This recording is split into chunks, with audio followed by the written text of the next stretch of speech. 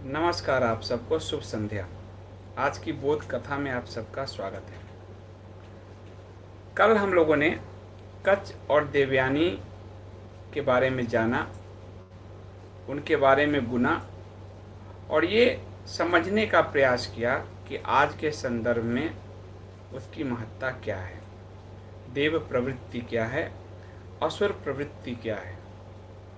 असुर प्रवृत्ति बार बार समाप्त करना चाहती है देव संस्कृति को, और देव प्रवृत्ति बार बार बाउंस बैक करती है और उसे परास्त करती है। ये आज के संदर्भ में उस कथा का छोटा सा जो आप कहिए कि संक्षेपण है, मर्म है उसका ये रहा। उस कहानी को मैं आज कंटिन्यू करूंगा उसके अगले हिस्से के रूप में। और आज जो कथा मैं सुनाऊंगा वो देवयानी और शर्मिष्ठा संवाद को लेकर है। ये संवाद आज के संदर्भ में क्यों महत्वपूर्ण है, ये आप पूछ सकते हैं। तो आजकल आप देखते होंगे कि जो लद्दाख में तनाव चल रहा है, तो कुछ जो वंशवादी युवराज हैं जिनको लगता है वो सब कुछ जानते हैं, उनके जो कमेंट्स धीरे धीरे आते हैं तो उस पूरी वंश परंपरा की जो वंशावली को खोल देते हैं। महानगरों में आप देखते होंगे जो अभिजात वर्ग है, एलिट क्लास है, उसका दिमाग चढ़ा हुआ रहता है हमेशा। और जब भी किसी से उलझेगा तो कहेगा जानता नहीं मैं किसका बेटा हूँ, जानता नहीं मैं कौन हूँ। ये जो जानता नहीं मैं कौन हूँ, ये आपको किस गहरे संकट में डाल सकता है, ये देवयानी शर्मिष्ठा संवाद से आप समझ पाएंगे। आप समझ पाएंगे कि आजकल जो वंश और पिता के नाम पर राजनीति हो रही है इस देश में, अलग अलग, कहीं राहुल गांधी हैं, कहीं अखिलेश यादव हैं, कहीं लालू यादव के बच्चे हैं, कहीं दक्षिण में स्टालिन है, कहीं पूरा ही जो भारत है, अब देखेंगे कि वंशवादी जो ये राजनीति है। वंश असल में आपको विवेक नहीं देता, वंश असल में आपको बुद्धि नहीं देता। वंश सिर्फ आपको एक मरी हुई विरासत देता है, एक जिसको तत्काल तो आपको समझ में आता है उस विरासत का वहन कर रहे हैं, आगे ले जा रहे हैं। लेकिन यदि आपके पास विवेक नहीं है तो वो आपके लिए बिल्कुल मरे हुए सांप के समान है। यदि आपके पास विवेक है तो आप उसको और आगे बढ़ा सकते हैं। तो ये जो शर्मिष्ठा देवयानी संवाद है, शर्मिष्ठा जो है वो असुर राजा हैं, वृषपर्वा उसकी पुत्री है, और देवयानी जैसा कि कल मैंने कहा असुरों के गुरु शुक्राचार्य की बेटी है। उन दोनों के बीच ये जो संवाद है वो उन युवाओं के लिए ज़्यादा महत्वपूर्ण है जो बात बात में कहते हैं जानता नहीं क्या मैं कौन हूँ। बाप की विरासत ढोने वालों को देवयानी शर्मिष्ठा संवाद बहुत कुछ बताएगी। तो मैं शुरू करता हूँ देवयानी शर्मिष्ठा संवाद के बारे में। आप सबको पिछली कहानी में बता चुका हूँ कि जो असुर राजा थे वृषपर्वा, उस वृषपर्वा के यहाँ दैत्यों के जो गुरु हैं शुक्राचार्य जी थे, उनके गुरु थे। वृषपर्वा की बेटी थी शर्मिष्ठा और शुक्राचार्य जी की बेटी थी देवयानी। दोनों हम उम्र थी, सहेलियां थी, साथ साथ खेलती थी, साथ साथ वन गमन करती थी, वाटिकाओं में जाती थी। एक बार अपनी सहेलियों की समूह के साथ वो लोग वन में गए। वन में जो है खेलने कूदने के बाद उन लोगों की इच्छा हुई तालाब में स्नान करने की। तालाब में जो है उन्होंने अपने अपने कपड़े उतारे और तालाब में स्नान करने चली गई। एकाएक तेज हवा का झोंका आया, आंधी आई, और जो उन लड़कियों की, उन युवतियों की, कहें लड़कियों की नहीं, युवतियों की जो कपड़े रखे हुए थे किनारे, उस आंधी उस हवा के झोंके में कपड़े एक दूसरे से मिल गए, अदल बदल हो गए, एक कपड़े दूसरे में, दूसरा कपड़ा इसमें। अब चूंकि आंधी आई तो युवतियां भागी, पानी से निकली और जल्दी जल्दी घर जाना चाहती थी क्योंकि आंधी आ गई है। उस जल्दबाजी में शर्मिष्ठा ने देवयानी की साड़ी को पहन लिया, उसके कपड़े को पहन लिया। सहेली थी दोनों। देवयानी को ठिठोली सूझी, ठिठोली सखियों में चलता है, तो देवयानी को ठिठोली सूझी और उसने कहा, अरे असुर पुत्री, क्या तुम्हें इतना भी नहीं पता कि गुरु कन्या का कपड़ा शिष्य की लड़की को नहीं पहनना चाहिए? तुम सचमुच ना समझ हो। ये उसने ठिठोली किया। अब यहाँ अभिजात क्लास का राजा है, उसकी पुत्री का अहंकार जागा, जानता नहीं मैं कौन हूँ। और उसने कहा, अरे भिखारिन, ये बड़ा अच्छा संवाद है। अरे भिखारिन, क्या भूल गई कि मेरे पिता के आगे तेरे गरीब बाप रोज सर नवाते हैं? मेरा बाप तो राजा है और तेरा बाप हमारे यहाँ एक गरीब ब्राह्मण।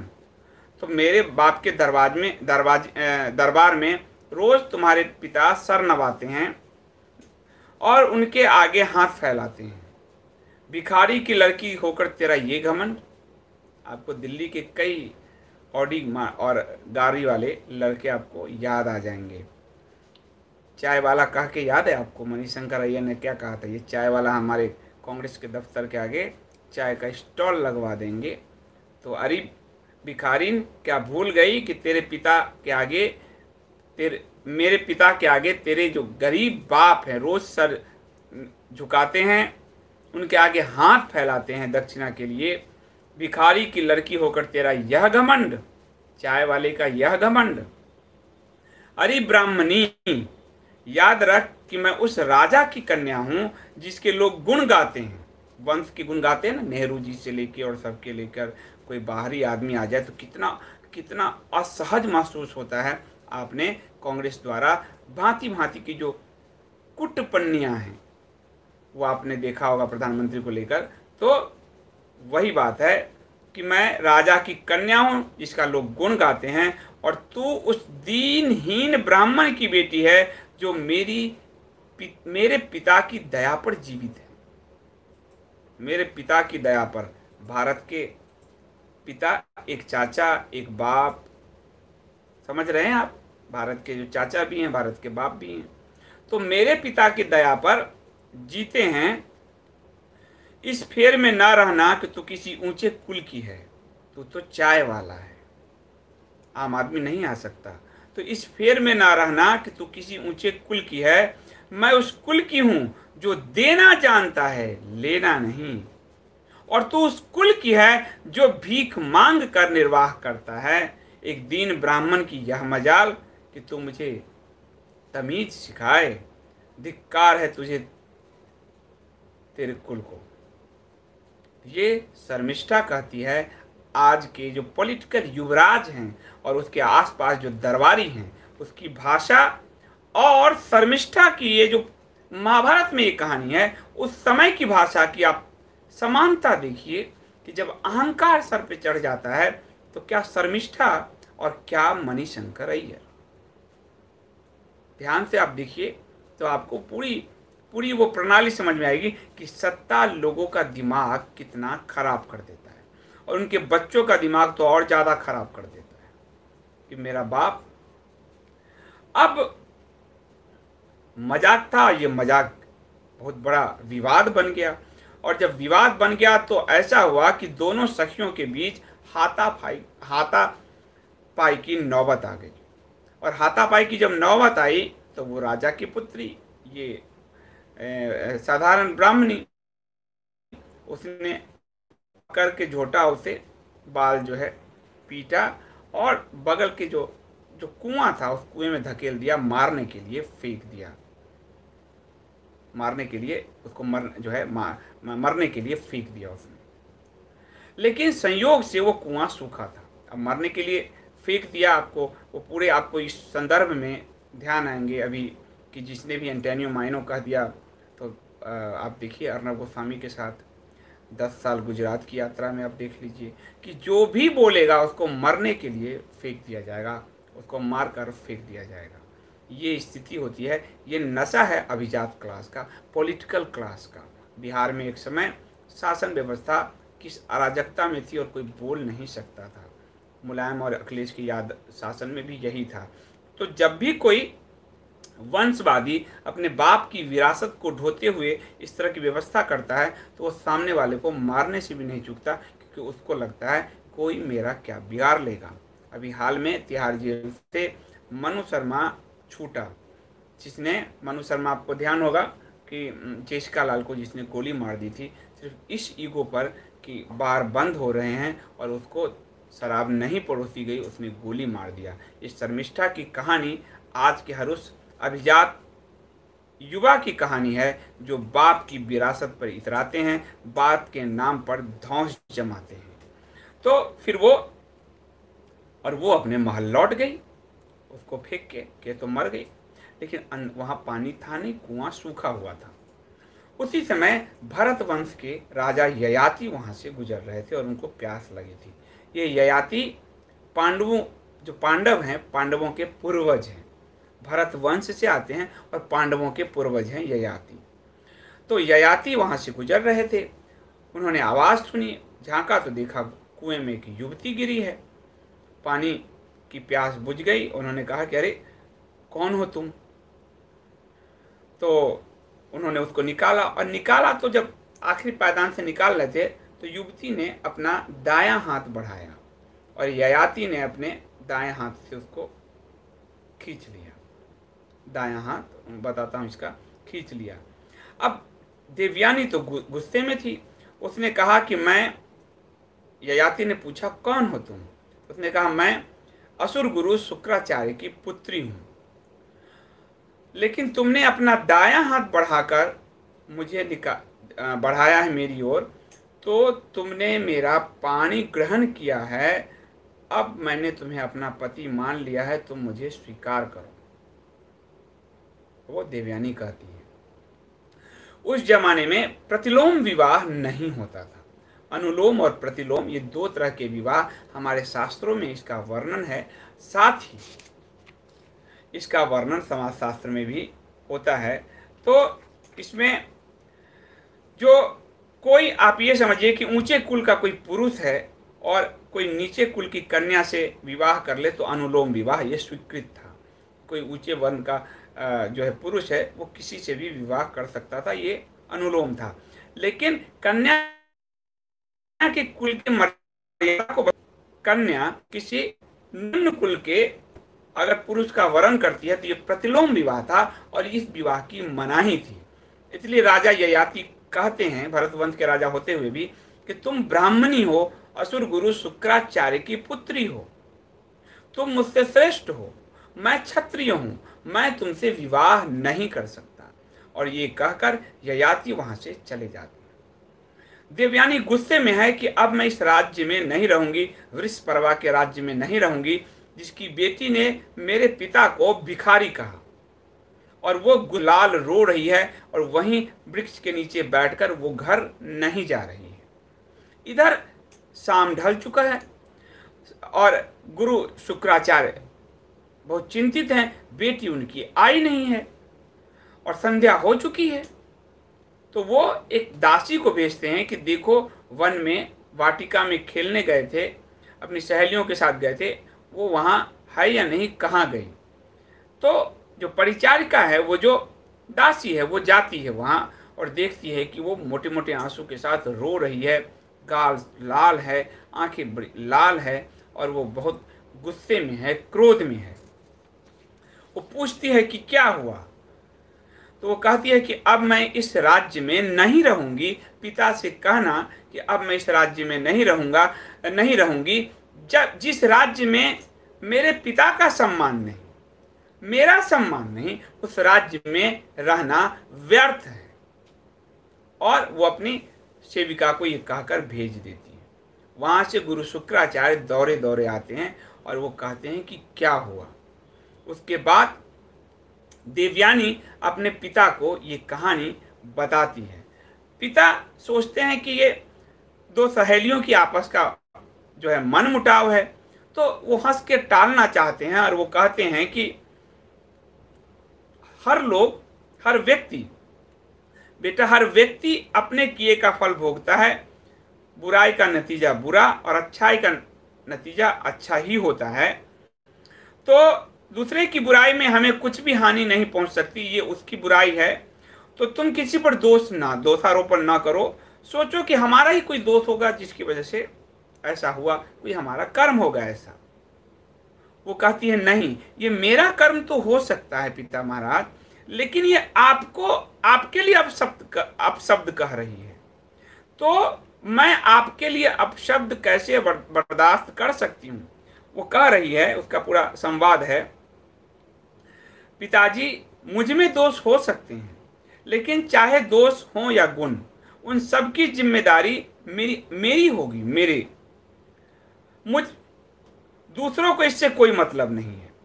तब वृषपर्वा की लड़की ने यह क्यों कहा कि तेरा बाप राजाओं की चापलूसी करता है। ये किसी बच्चे को अखड़ जाएगा उसके पिता के बारे में कहा जाए तो क्या आप राजा की चापलूसी करते हैं। वो ये उसने क्यों कहा शर्मिष्ठा ने कि तुम्हारे पिता मेरे पिता के आगे सर झुकाते हैं, तो क्या आप सर झुकाते हैं। और उसने ये क्यों कहा कि तुम्हारे पिता भिखारी हैं, जब हमारे पिता जो देते हैं उसी पर उनका जीवन यापन चलता है। ऐसा उसने क्यों कहा। तो ये मेरा अपमान होता तो मैं चुप रहती, ये आपका अपमान है, मैं इसे बर्दाश्त नहीं करूंगी। मैं उस राज्य में कैसे रह सकती हूं जहां मेरे पिता का अपमान हुआ है। शुक्राचार्य जी को भी बुरा लगा। उसने कहा कि बेटी उसने असत्य कहा, मैं राजा का चापलूस नहीं हूं, मैं उसकी भीख पर नहीं जीता, बल्कि सारे असुर मेरी विद्या की वजह से देवताओं का मुकाबला कर पा रहे हैं, वो मेरी वजह से जीते हैं। मैं उन्हें संजीवनी विद्या से जीवित करता हूं, तो मैं उनकी दया पर नहीं हूं, वो मेरे दया पर हैं। इसलिए तुम ये क्रोध त्याग दो और घर चलो। वो कहती है कि नहीं, मैं घर नहीं जाऊंगी, कि मुझे हर हाल में आपका ये जो आपके साथ ये जो अपमान हुआ है उसका प्रतिवाद चाहिए। मैं क्रोध से उबल रही हूं। तो शुक्राचार्य जी कुछ बहुत महत्वपूर्ण बातें कहते हैं। वो कहते हैं मनुष्य के मन में जो क्रोध है वह अड़ियल घोड़े के समान है। विद्वान थे, वो सागर के समान विद्वान माने गए हैं शुक्राचार्य, बहुत विद्वान। तभी तो देवताओं ने कच्छ को भेजा उनसे ज्ञान हासिल करने के लिए, और इतनी कठिन तपस्या से उन्होंने संजीवनी विद्या पाई भोले शंकर से, जो देवराज इंद्र नहीं कर सकते थे। इतनी कठिन तपस्या, तो बहुत विद्वान थे। तो वो जो कहते हैं वो आज भी हमारे लिए प्रासंगिक है। मनुष्य के मन में जो क्रोध है वह अड़ियल घोड़े के समान है। घोड़े की बागडोर हाथ में पकड़ लेने भर से कोई घुड़सवार नहीं हो सकता। चतुर घुड़सवार तो वह है जो क्रोध रूपी घोड़े पर काबू पा ले। यानी क्रोध जिसके नियंत्रण में है वही अच्छा घुड़सवार। यानी आपका मस्तिष्क आपके नियंत्रण में है, आपका क्रोध आपके नियंत्रण में है, तो आप उच्च श्रेणी के मानव हैं। फिर वो दूसरी बात कहते हैं, सांप जैसे केचुली को निकाल देता है, वैसे ही क्रोध को मन से निकाल सके वही पुरुष कहला सकता है, वही उत्तम मनुष्य कहला सकता है। जैसे सांप अपने केचुली का त्याग करता है, उसी तरह मनुष्य को क्रोध का त्याग करना चाहिए। फिर वो तीसरी बात कहते हैं, दूसरों के द्वारा निंदा किए जाने पर भी जो दुखी नहीं होता वही अपने यत्न में सफल होता है। कि कोई अगर तुम्हें दुखी कर दिया तो तुम तो तालाब के पानी के समान हो कि एक पत्थर मारे और तुम्हारे अंदर झंझावात पैदा होने लगी, तो तुम्हारा वजूद तो दूसरों पे निर्भर हो गया। कि दूसरा जब चाहे तुम्हें क्रोधित कर दे, जब चाहे तुम्हें पुचकार ले, यानी आप अपने मालिक स्वयं नहीं हैं, आपका मालिक कोई और है, और वो कोई और जब चाहे जैसे आपका इस्तेमाल कर सकता है। नदी में लाख पत्थर फेंके, समुद्र उससे भी बड़ी लहरें लाख पत्थर फेंके, वो अपनी मौज में होता है। लेकिन तालाब जो जमा होता है, जो पानी सड़ रहा होता है, उसमें पत्थर फेंके तो तरंगे उठनी शुरू हो जाती हैं। तो जब कोई दूसरा आपके अंदर तरंग पैदा कर दे क्रोध का, किसी भी चीज का, तो आप ये समझिए कि आप अपने मालिक नहीं हैं, आप स्वयं अपने मालिक नहीं हैं। कोई भी दूसरा जब चाहे आपको नियंत्रित कर सकता है, कोई भी दूसरा आपको कभी भी चला सकता है। जैसे मंथरा ने केकई को चला दिया, जैसे शकुनी ने धृतराष्ट्र को, दुर्योधन को, इन सबको चलाया। तो जैसे भगवान कृष्ण हैं, भगवान कृष्ण के वो उनकी नीति है, उनका विवेक है, लेकिन उन्हीं के विवेक से फिर पांडव चले। तो जो सद्गुणी पुरुष है उनके विवेक पे चले तो सागर पार हो गए, लेकिन जो शकुनी और मंथराओं के हिसाब से चले तो आप अपने मस्तिष्क के मालिक नहीं हैं। और देखा जाए तो महाभारत में पांडव लड़े भी नहीं, भगवान कृष्ण ही लड़े। उन्होंने जैसे जैसे सोचा, जैसे जैसे किया, महाभारत के असली नायक वही कहलाए वही थे। तो जब तक आपका अपने मस्तिष्क पर, आपका अपने विवेक पर, आपका अपनी भावनाओं पर, आपका अपने क्रोध पर, आपका अपने किसी भी भावनाओं पे स्वयं नियंत्रण नहीं है, तब तक आप दूसरों द्वारा चालित एक रोबोट हैं, जो कभी भी आपके अंदर कोई भी भाव जब चाहे पैदा कर सकता है। जो जिस तरह से 10 साल की एक सरकार चली रोबोट, उसी तरह से आप यदि कोई दूसरा आपके अंदर क्रोध पैदा कर दे तो आप बिल्कुल उसी रूप से चलेंगे। तो ये देवयानी को समझाने का प्रयत्न करते हैं उनके पिता शुक्राचार्य, लेकिन देवयानी नहीं मानती और वो कहती है कि जहाँ मेरे पिता का सम्मान नहीं है, जिस राज्य में कुल और मर्यादा जो है उसका पालन नहीं होता, जहाँ धर्म का पालन नहीं होता, ऐसे राज्य में मैं नहीं रह सकती। वो कहती है तलवार के घाव पर मलहम लग सकता है, परंतु शब्दों के घाव पर मलहम नहीं लगता, मलहम नहीं लगेगा। उसके बाद कोई जब देखा कि पुत्री नहीं पिघल रही तो असुर गुरु शुक्राचार्य, राजा वृष जो है उसके पिता जो हैं राजा वृषपर्वा उसके यहाँ जाते हैं और कहते हैं कि राजन, तुम पाप की सीमा पार करते जा रहे हो। मेरे बृहस्पति का पुत्र कच्छ मेरे यहाँ विद्या अध्ययन कर रहा था और तुमने 3 बार उसको मरवाना चाहा, तब भी मैं शांत रहा, लेकिन आज तुम्हारी पुत्री ने पूरे अपमान की पराकाष्ठा पार कर दी है और मेरी पुत्री का अपमान कर दिया है। अब मेरी पुत्री इस राज्य में नहीं रहना चाहती, इसलिए मैं इस राज्य को त्याग कर जा रहा हूँ। अब असुर राज वृषपर्वा को लगा कि यदि असुर गुरु शुक्राचार्य नहीं है तो राक्षसों की ताकत शक्ति ही नहीं है, वो तो खत्म है। तो उन्होंने गुरु के पैर पकड़ लिए कि आपके बिना हम सबका जो अस्तित्व है वो संकट में आ जाएगा, आप कृपया मेरे राज्य को छोड़कर ना जाएं। तो वो कहते हैं इससे कुछ नहीं होगा, जब तक मेरी पुत्री तुम्हें क्षमा नहीं करेगी तब तक मैं नहीं मान सकता। राजा जो असुर राजा वृषपर्वा जाते हैं और पुत्री के उम्र की पुत्री के समान देवयानी के पैर पकड़ते हैं कि उनको मालूम है कि गुरु शुक्राचार्य की अहमियत क्या है, इसलिए उसके पैर पकड़ते हैं। लेकिन वो कहती है कि नहीं, मैं आपसे क्षमा नहीं चाहती, मैं तो आपकी पुत्री से क्षमा चाहती हूँ। और वो कहती है कि आपकी लड़की शर्मिष्ठा ने मेरा बुरी तरह से अपमान किया है और मुझे भिखमंगे की बेटी कहा है।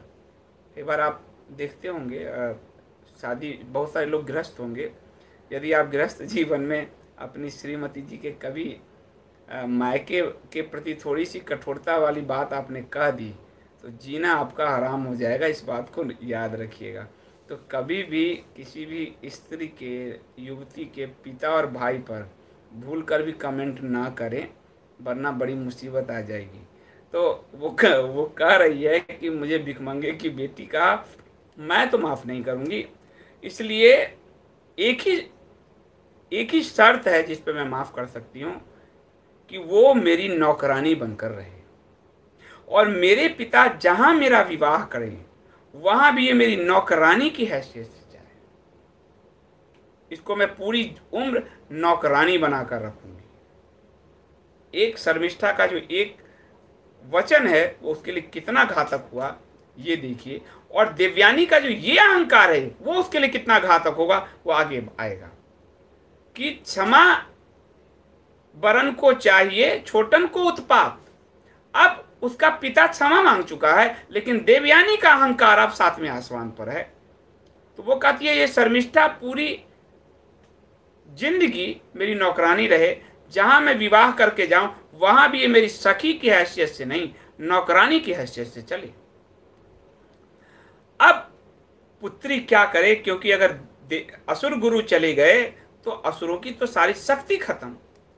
तो वो कहती है कि मैं अपनी सखी देवयानी की इच्छा को पूरी करूंगी और पूरी जिंदगी पूरी उम्र उसकी दासी बनकर मैं बिताऊंगी, ये कहती है और उसकी दासी बनकर आ जाती है। एक दिन फिर वन में जो है देवयानी जाती है और वहाँ फिर से उसको भरतवंशी ययाति मिल जाती है। वो कहती है कि आपने मेरा पाणी ग्रहण किया था, मेरे दाएं हाथ को आपने ग्रहण किया, आप मेरे पति हैं, मैं मान चुकी हूँ, आपको मुझसे विवाह करना ही होगा। उन्होंने कहा तुम ब्राह्मणी हो, मैं क्षत्रिय हूँ, कैसे विवाह होगा। तो वो कहती है कि इसका समाधान मेरे पिता ही कर सकते हैं, और वो गुरु शुक्राचार्य के पास ले जाती है। शुक्राचार्य जी कहते हैं इस विवाह में कोई दोष नहीं है, और वो खुशी खुशी इसके लिए राजी हो जाते हैं और दोनों का विवाह होता है। तो महाभारत काल में ये आती है कि अनुलोम विवाह के साथ साथ प्रतिलोम विवाह भी हो सकता है। ये हमारे वहाँ यानी कि अंतरजातीय विवाह की जो परंपरा है वो हमारे यहाँ थी। ये जो हमसे कहा जाता है कई बार कि अंतरजातीय जाति से बाहर विवाह कर दिया, और कोई लड़की प्रेम कर ले तो माँ बाप मारने काटने पे तैयार हो जाते हैं, या फिर कोई कर ले तो बहुत उत्पात होता है समाज में, और उदाहरण दिए जाते हैं। तो ये उदाहरण महाभारत का है कि अंतरजातीय विवाह को अगर स्वीकृत है तो मान्यता है, मान्यता दी गई है। और ये विवाह देवयानी ययाति के विवाह यानी कि महाभारत जो हुआ कुरुवंश का, उसके पूर्वज हैं ययाति।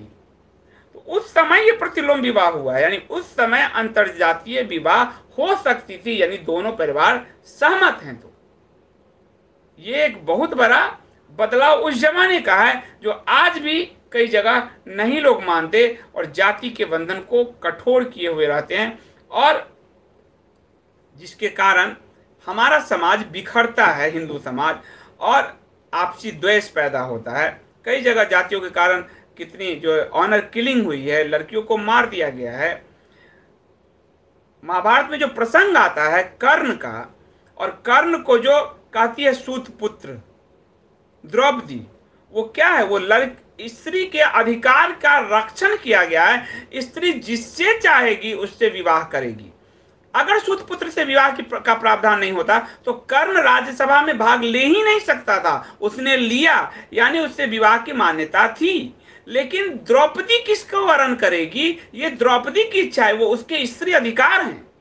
ये उस समाज में था। लेकिन आज के लोग शास्त्र पढ़ते नहीं, लाल कपड़ा बांध के लपेट देते हैं और बेटे बेटियों पर तलवार लेकर चढ़ जाते हैं, बंदूक लेकर फायरिंग शुरू कर देते हैं, और कितनी बच्चियां मारी गई। और जो हिंदू समाज एक हो सकता है ये अंतरजातीय विवाह से ही हो सकता है, वरना आप जो आक्रांता है पंचमक्कार समुदाय से जो लोग, वो धीरे धीरे इतना बढ़ जाएंगे कि आप रोएंगे, क्योंकि आपने अपने ही समाज में कटुता इतनी पैदा कर ली है। और वो कटुता सिर्फ वैवाहिक बंधन से समाप्त हो सकता है। ये बात जब उस जमाने में थी तो इस जमाने में क्यों नहीं हो सकती। लेकिन यहाँ तो जब लड़ना तब तो हिंदू हिंदू हिंदू जपते हैं, लेकिन जहाँ अपने परिवार में ये आ गया तो तुरंत हिंदू बिखर जाती है। ये उस तरह से है कि आपको लड्डू की तरह जुड़ के रहना पड़ेगा, नहीं तो अस्तित्व खतरे में है, अस्तित्व खतरे में है। और जब तक ये बंधन टूटेगा नहीं, समाज, आप मानिए समाज शास्त्र का नियम है कि रोटी और बेटी का रिश्ता जब तक नहीं होगा तब तक समाज जुड़ेगा नहीं। रोटी का रिश्ता लगभग हो ही गया है, बेटी का रिश्ता जब तक नहीं होगा, अंतर जातीय विवाह नहीं होगा, हमारा जो समाज है एक पता नहीं कितनी जातियों में बटा हुआ है, जिसका फायदा सेकंड दूसरा पक्ष जो है पंचमक्कार पक्ष उठाता रहा है हमेशा, वो तोड़ देता है, कभी दलित कभी ये कभी वो करके। वो तब तक एक नहीं होगा जब तक रिश्ते आपस में नहीं बनते, और जब तक रिश्ते नहीं बनेंगे तब तक कहते रहिए, हमारे समाज से एक कौर उठा के अपनी तरफ ले जाएगा और हम देखते रह जाते हैं, समाज बिखरता चला जाता है।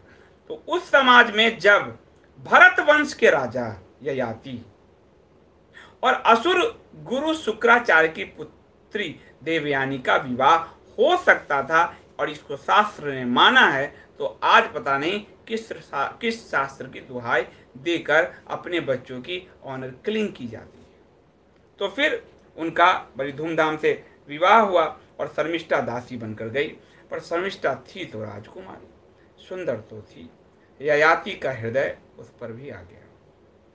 ये जो देवयानी का अहंकार था कि जिंदगी भर मेरी दासी बन के रहेगी और विवाह में मैं जहां भी मेरे पिता विवाह करेंगे वहां भी ये जाएगी रहेगी, अब ये जो साथ लेकर रहना ये कितना घातक हुआ। और चुपके से ययाति ने शर्मिष्ठा से भी गंधर्व विवाह कर लिया। चुपके से शर्मिष्ठा ने कहा एक दिन कि मैं दासी का जीवन नहीं जीना चाहती, आप मुझे भी अपना जो है वरण करे, पत्नी बनाए। तो वो तैयार हो जाते हैं और उसकी प्रार्थना मानते हैं और दोनों चुप चुप के उनके रिश्ते बनने लगते हैं। अब देवयानी को पता तो चलना ही था कि अब, और शर्मिष्ठा ने तो फिर उसके पति पर कब्जा जमाया ही। तो अब देवयानी को जब पता चला तो वो क्रोध से आग बबला हो गई और फिर आप जानते हो कि ताकत फिर अपने पिता के पास दौड़ी गई, पिता के पास, कि पिता महाराज मेरे साथ बड़ा धोखा हुआ, शर्मिष्ठा ने तो मेरे पति पर ही कब्जा कर लिया, अब वो मेरी सौत हो गई, उससे विवाह हो गया।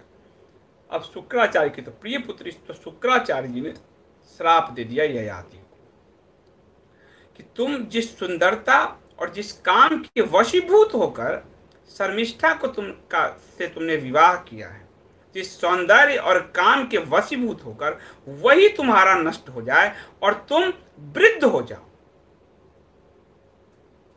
और देखते देखते वो ययाति, सुंदर ययाति, युवक ययाति धीरे धीरे बूढ़ा हो गया। वो दौड़ा कि मैंने तो जो किया उसका कोई भोगवश किया, मैंने कामवश किया मैंने, लेकिन ये आपने क्या किया, मैंने तो अभी जीवन भी नहीं जिया, जीवन भी नहीं भोगा, राज्य भी नहीं किया, और ये आपने क्या किया। तो शुक्राचार्य कहते हैं कि अब श्राप वापस तो नहीं हो सकता, लेकिन हाँ, यदि तुम किसी से अपनी उम्र को बदल लो, कोई तैयार हो जाए तुम्हारे बुढ़ापे को ग्रहण करने के लिए, तो तुम फिर से युवा हो सकते हो। और ये जो युवा होने की कहानी है, ये ययाति के भोग में कीचड़ में लिप्त होने की कहानी है। ये कहानी कल मैं करूँगा कंटिन्यू, आज इसको यहीं पर छोड़ता हूँ कि यहाँ तीन चीज़ है। एक, अहंकार बस, मेरे बाप को जानते हो क्या, एक राजकुमारी को दासी बनना पड़ा, अहंकार बस कि माफ़ी मंगवा के रहूँगी, माफ़ी के बाद भी नहीं, तुम्हें मैं दासी बना के रहूँगा, तो अपने पति को बांटना पड़ गया, अहंकार बस। और भोग और लिप्सा और काम वासना के कारण उस ययाति को किस कीचड़ में लौटना पड़ा, ये आगे हम आपको बताएंगे। तो ये, और चौथी बात कि उस समाज में जब हमारे समाज को आज गाली दिया जाता है, तुम्हारे यहाँ जात, तो हमें उदाहरण याद होनी चाहिए तथ्य के साथ कि हमारे यहाँ अंतरजातीय विवाह होता था। यदि दोनों परिवार सहर्ष तैयार हैं तो उस जमाने में कुरु पांडु से बहुत पहले उसी वंश में राजा भरत के, जिसके नाम पर भारत देश है, उस वंश में भी अंतरजातीय विवाह स्वीकृत था, होता था। पांचवी बात, ये जो आजकल के पॉलिटिकल एलिट हैं, आजकल के जो पैसे वाले एलिट हैं, ये जो बाप और विरासत को ढोते हैं, विवेक नहीं है, तो उनकी भी दुर्गति शर्मिष्ठा की तरह हो सकती है, उनकी भी दुर्गति देवयानी की तरह हो सकती है, और राजनीति के पप्पू पिंकी की दुर्गति इसका ताज़ा ताज़ा उदाहरण आंखों के सामने है। तो ये महाभारत की कथा से हम आज के संदर्भ को समझे तो हमें एक कथा से बहुत सारे संदर्भ के द्वार खुल जाते हैं और समझने में फिर आसानी होती है। लाल कपड़ा में बांधने में दिक्कत है, वो जगह भी छेकता है, पर उसको यदि हम यहाँ धारण कर लें तो फिर हम किसी से तर्क भी कर सकते हैं, हम किसी को तथ्य भी प्रस्तुत कर सकते हैं। और जितने ये जातिवादी घूमते हैं समाज में, हिंदू समाज में लड़ाई लगा रहे हैं, जितने ये वंशवादी छोकरे घूम रहे हैं, इन सबको हम सही शिक्षा, सही ज्ञान दे सकते हैं। अभी के लिए इतना ही। अगर कोई प्रश्न है तो मैं आप सबसे ले लूँ।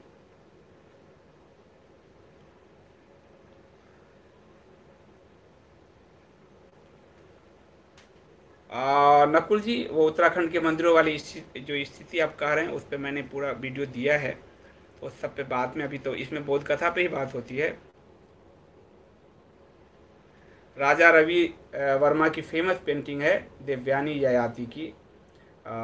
तनिष्क जी कह रहे हैं, बहुत बहुत धन्यवाद।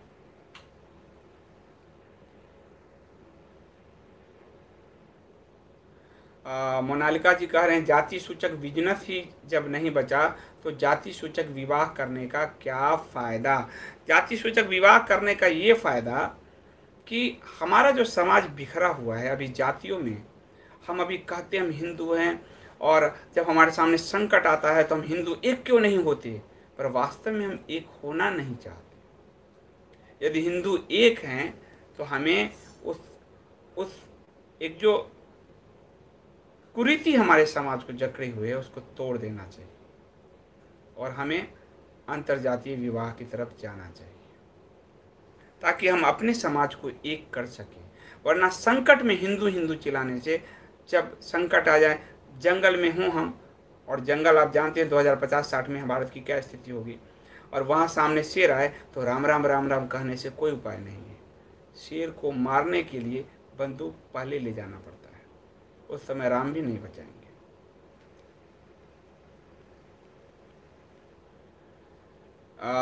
धनंजय जी सही, हाँ बता रहे हैं। उसके आगे भाग पर मराठी में एक नाटक लिखा है, उसका नाम है ययाति आणि देवयानी। ययाति की जो कहानी है भोग लिप्सा की परम कहानी है, तो वो मैं कल बताऊंगा। और सही बात है, इसको लेकर कई नाटक लिखे गए। ये बहुत चर्चित कथा है, कच्छ देवयानी की बहुत चर्चित कथा है जो कल बताइए आपको, और देवयानी ययाति की बहुत चर्चित कथा है जो आज आपको मैंने बताया।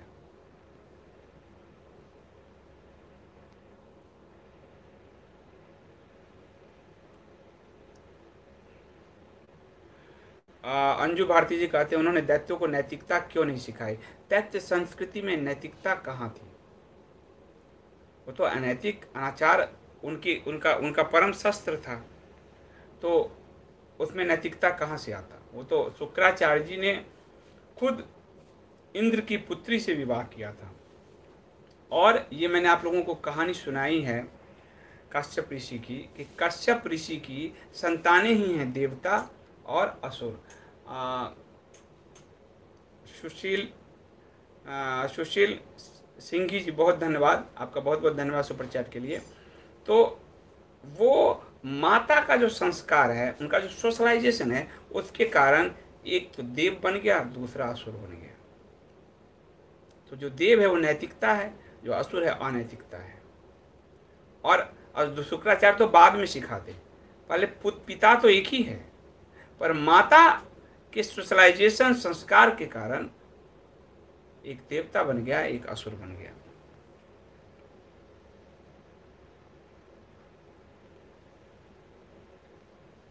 अमर सिंह जी बहुत धन्यवाद, और आप अपने पूरे परिवार वालों को मेरी तरफ से नमस्कार मैं करता हूँ। आपके पूरे परिवार को, वो कह रहे हैं आपके बोध कथा को बार बार डाउनलोड कर बार बार हम देखते हैं पूरे घर में।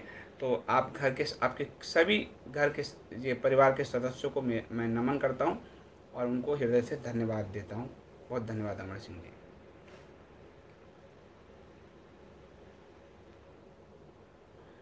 रमेश थरेजा जी, आपका बहुत धन्यवाद। आप इस कथा को लेकर जो भी आप अपनी प्रशंसा इस कर रहे हैं उसका आपका बहुत बहुत धन्यवाद। प्रतिभा शर्मा जी, बहुत धन्यवाद। मिथिलेश जी, स्वर्णकांता जी, नमस्ते स्वर्णकांता जी। शुक्र नीति बहुत ज्ञानवर्धक है, तनिष्क कहते हैं हम, तो इसीलिए मैंने इसमें शुक्र की जो इस कथा में जो 3-4 नीतियाँ थी वो मैंने 1, 2, 3, 4 करके इसलिए बताया। शुक्राचार्य ज्ञान के सागर हैं। सगर राज कर रहे हैं संजीव जी, मुझे लगता है कोई आपके बोध कथा से भी परेशान है। परेशानी तो लोगों के अंदर होती है, मेरे से क्या परेशानी होगी। लोग जिनके अंदर परेशानी है वो परेशान हो रहे हैं, जिनके अंदर सुख है वो सुखी हो रहे हैं, जिनके अंदर दुख है वो दुखी हो रहे हैं। जो मेरे अंदर है वही मैं हो रहा हूँ। तो जिनको है, बहुतों को परेशानी है। बहुत सारे लोग आते हैं अलग अलग समाज से, अलग अलग संस्था से, अलग अलग धर्म, ये मेरे गुरु हैं, वो हैं, ये खूब भेजते रहते हैं। मैंने कहा आपको जो भी करना आप अपने चैनल पे कहें, आपको जो भी कहना है आप अपने चैनल पे कहें। मैं जो कह रहा हूँ मैं अपने दर्शक पाठकों के अनुरोध पे कह रहा हूँ। तो नहीं उन वो ये गलत है, वो गलत है, बहुत सारी चीज़ें। मैंने कहा आप अपने चैनल पे कहें, इससे ज़्यादा तो मैं क्या कह सकता हूँ। सकारात्मक करें, सत्य की आवाज़ अगर ऐसे ही दबाओगे तो वह दिन दूर नहीं जब इस संसार को काल निगल जाएगा। हम किसी चोर डाकू की टोली नहीं बना रहे हैं, हमारा मकसद सिर्फ दुनिया में सत्य पर झूठ की विजय है। सगर राजी, निराश नहीं हम होना चाहिए, क्योंकि सत्य की आवाज़ हमेशा से दबाई गई। अभी आप विष्णु पुराण देख रहे हैं, प्रहलाद सत्य कह रहा है, उसका पिता ही उसकी आवाज़ दबाना चाहता है, उसको मारना चाहता है, उसको नष्ट करना चाहता है। ध्रुव की माता ही कुमाता जो बन गई, सौतेली माता, वो उसकी आवाज़ को दबाना चाहती थी। तो सत्य को दबाने की चेष्टा आदि काल से चल रहा, आरंभ से ही चल रहा है। बस इससे हम कैसे निकलें, इससे लड़कर हम कैसे जीतें, ये हमारे अंदर का आत्मबल अगर है तो हम निकल आएंगे, आत्मविश्वास है तो निकल आएंगे। जैसे अभी हम पर बैन लगा 7 दिन, और अब तो स्ट्राइक पीरियड है कुछ बहुत, तो हमने एक नए प्लेटफॉर्म्स को ही खड़ा किया।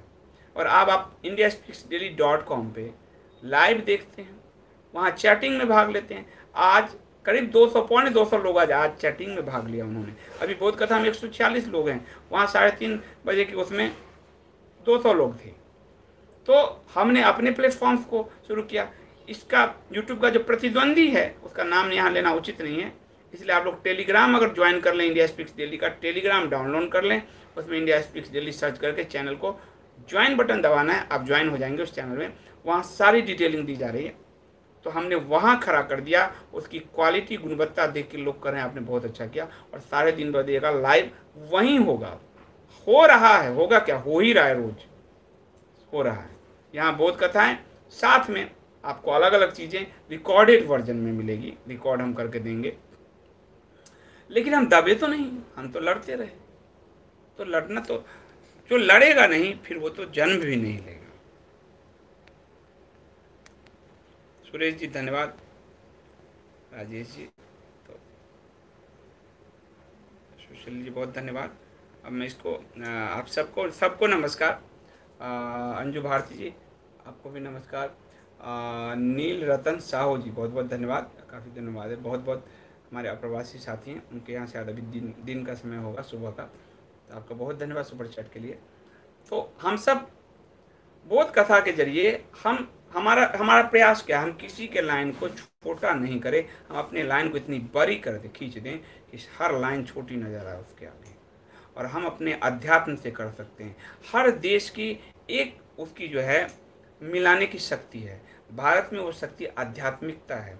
और भारत बचा ही इसीलिए क्योंकि वो उसका अध्यात्म ने उसको जीवित रखा है। जितने भौतिकवादी देश थे वो सब नष्ट होते चले गए। आप सब देश के उदाहरण देख लो आप अभी, लेकिन भारत की पूरी उत्तर से दक्षिण तक आध्यात्मिकता की वही धारा है। रामानंद जी दक्षिण से भक्ति का जो अलग जगाया उन्होंने, वो उत्तर में तुलसी, कबीर, सूरदास तक कहाँ तक पहुँचता चला गया, मीरा, रविदास, चैतन्य। और आदि शंकर ने पूरी सांस्कृतिक इस भारत की जो के भूगोल को तय किया, चारों कोनों पे 4 मठ की स्थापना करके। तो आध्यात्मिकता ही वो है जो उत्तर से दक्षिण तक, पूरब से पश्चिम तक जिसको जोड़ सकता है भारत को, और उसको नष्ट करने के लिए जो पंचमक्कार काम कर रहे हैं। हम अपनी आध्यात्मिकता के लौ को इतने दिए जला दें कि 1 2 3 कितने दिए फूकोगे, करोड़ों दिए जल उठे हैं, और वो करोड़ों दिए और जलाते चलें। तो हम आज जो सिकुड़ रहे हैं, कहीं धर्मांतरण हो रहा है, कहीं कुछ हो रहा है, उससे हम बहुत अच्छे से मुकाबला कर सकते। यही कथा सब आप किसी गांव में कहो, किसी चौपाल में कहो, और वहाँ कोई जा रहा है उनका धर्म छीनने के लिए लालच देकर, वो कहेगा कि मेरा अतीत तो बहुत स्वर्णिम है, मैं क्यों अपना धर्म दूं, चंद एक स्कूल, चंद एक स्वास्थ्य, चंद एक इसके लिए। तो हम बचेंगे और हम लड़ेंगे, बड़ा जरूरी चीज़ है। इसलिए अपनी लाइन को इतनी बड़ी कर दीजिए कि दुनिया की सारी लाइन छोटी होने लगे, अपने आप दिखने लगे। हमें मिटाने की ज़रूरत नहीं है, हमें बढ़ाने की ज़रूरत है। आज के लिए इतना ही। आप सबका बहुत बहुत धन्यवाद। और निधि राजपूत जी कुछ पूछ रहे हैं, संजीव जी, इस पर क्या तथ्य है कि शुक्राचार्य आर्यों के जड़ को खत्म? आर्य अनार्य जैसी कोई बात नहीं थी, वो फिर हम वेस्टर्न थ्योरी में फंस रहे हैं। देव असुर देवासुर संग्राम था हमारे यहाँ, आर्य अनार्य जैसी कोई बात नहीं थी। आर्य अनार्य, और मैंने इसीलिए उस दिन आपको समझाया कि अगर एक ही पिता के संतान, इसलिए मैंने पुराणों का उदाहरण दिया कि एक ही पिता के संतान, एक आर्य और दूसरा अनार्य कैसे हो जाएगा। इसलिए वेस्ट की पूरी थ्योरी को पुराण काट देता है, क्योंकि देवता भी कश्यप की संतान है और असुर भी कश्यप की संतान है, माताएं अलग अलग है। इसलिए आर्य अनार्य जैसी कोई बात नहीं थी। हाँ, शुक्राचार्य गुरु थे, तो गुरु तो अपने शिष्यों की विजय चाहता है।